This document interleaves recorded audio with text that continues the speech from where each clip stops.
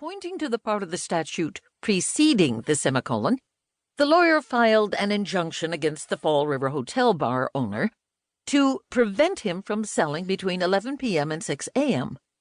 A local judge granted the injunction, whereupon the bar owner appealed the decision to the Massachusetts Supreme Court. Standing in front of the justices of the Massachusetts Supreme Court, the bar owner's lawyer argued that the semicolon in the law was meant to be and should be construed as a matter of fact of being a comma.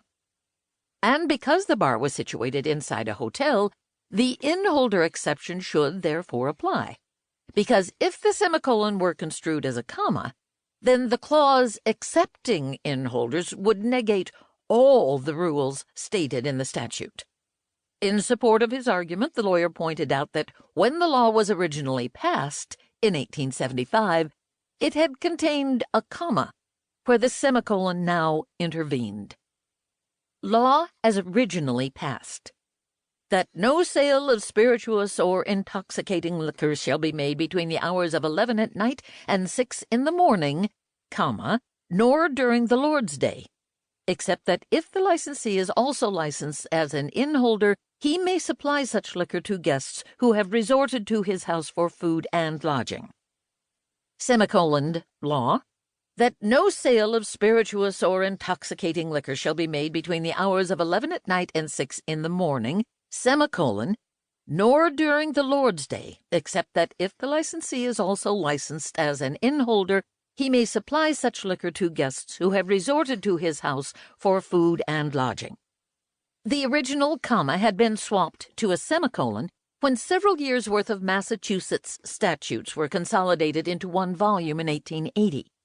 Those consolidated statutes were presented to the Massachusetts legislature in 1881 and enacted with the semicolon in place. But the 1875 parchment original of the law, the barman's attorney insisted, clearly showed a comma, making the whole debacle an error of transcription. Some further digging revealed, however, that the transcriptionist wasn't the culprit. The consolidated version of the laws had been written by Justice Charles H. Allen, who, the Boston Globe observed, seemed to take a good bit of enjoyment out of the whole matter. Allen had been transcribing from a copy of the original laws.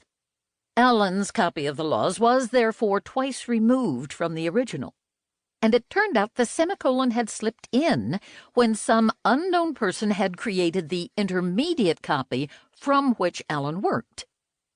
But that wasn't to say that Justice Allen didn't tinker with the laws he was transcribing. The Globe pointed out that the transcribers openly acknowledged they had made some tweaks. It is expressly stated in the preface to the Commissioner's revision of the statutes that while they have in some instances changed the phraseology, there was no intention on the part of the Commissioners to change the law, but that they intended to give it as they found it. Now it was up to the Massachusetts Supreme Court of 1900 to resolve the discrepancy between how the law had been found and how it was presently given. Their task was complicated by the fact that they had two opposite precedents they could use to justify their decision.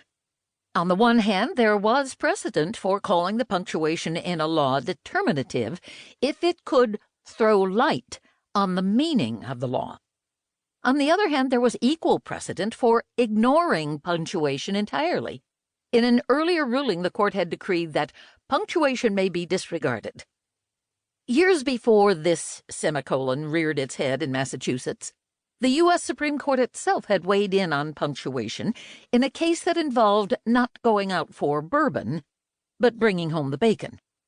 When some pigs escaped from a farmer's pen one night, and a neighbor found and boarded them for several days, the two men got into a dispute over whether the law required the owner of the pigs to reimburse their rescuer for room and board, and a comma in the relevant statutes played a key role in the case.